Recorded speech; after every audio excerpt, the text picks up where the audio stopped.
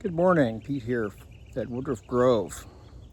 So, a couple weeks ago I was listening to a podcast about tomatoes, and one of the issues with tomatoes is they rot.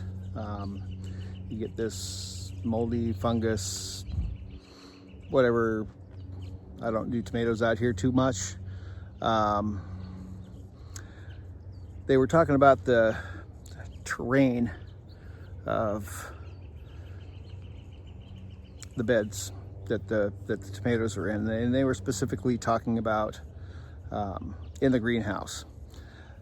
But one of the things that you don't want to do is you don't want to overwater, you don't want them wet, and you also don't want your ground saturated with water either, because the oversaturation of the ground creates a high pressure in the ground, pushes water back up, and when you walk out in the morning and look at your plants and you see a bunch of little droplets around the edges of your leaves, he said that's not dew. He said that's water being pushed out. It's excessive pressure.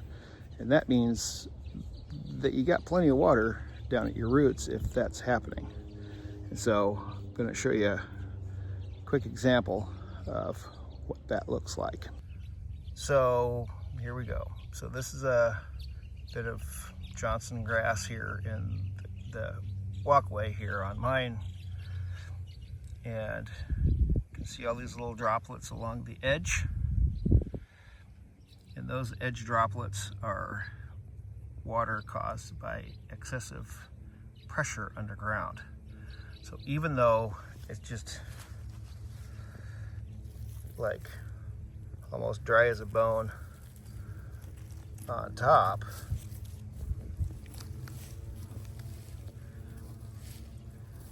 down a little bit is still plenty wet. So with tomatoes and things like that, you don't want to give them too much water. You don't want this happening much. Out in the field it's probably not as bad as in the greenhouse, because out here it can, once the sun hits it, it just dries up, or it gets, what they said, when the sun comes up, it gets sucked back into the leaf, and if there's any fungi and stuff like that, it just gets drawn right back in. So there you go. That's my little thing, and I am dealing with a bit of bindweed here that kind of went crazy. So anyway, that's all I have for you. So I wanted to give another quick example of this issue of overpressure. So with my bok choy that just got freshly watered yesterday, you see all the water around the edge of the leaves.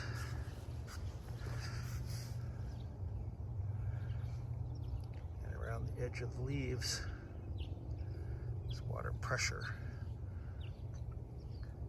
pushing that water. And as the sun comes up, it's going to get sucked back in, according to the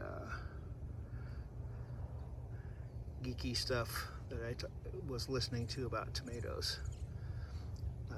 Some of it'll evaporate, but they said it can just get sucked right back in, and that's where issues start.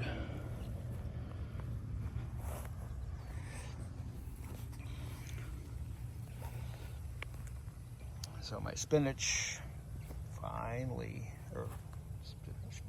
beets finally starting to get some nice leaves on them. So I'm hoping to get some good beets out of these.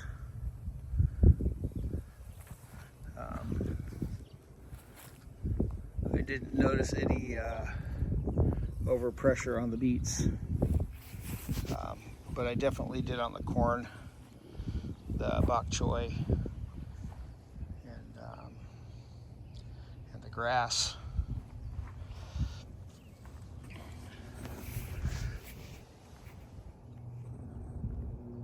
And my baby bok choy here is showing signs of that too.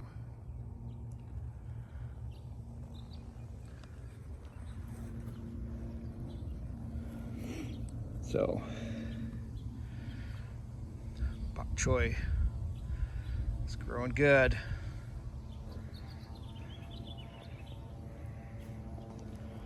Probably this coming week, I can harvest it, take it to market, make a couple bucks anyway. Got more planted. I'm going to get more planted maybe today or tomorrow, and that'll be good. Looking good. Going to have some water all the way down on the far end. So I got this big tree, and it casts a nice large shadow over the garden, and then it just slowly creeps, the shadow creeps back as the sun comes up. That's an issue, and I have to put more shade loving plants there. And also, the other big tree is my pecan tree, and that's throwing a shadow right over the corn all the way down. That's an issue. The sunny spot between the corn and those trees, a nice little strip there, is free of shadow, and that's where our solar panels are going.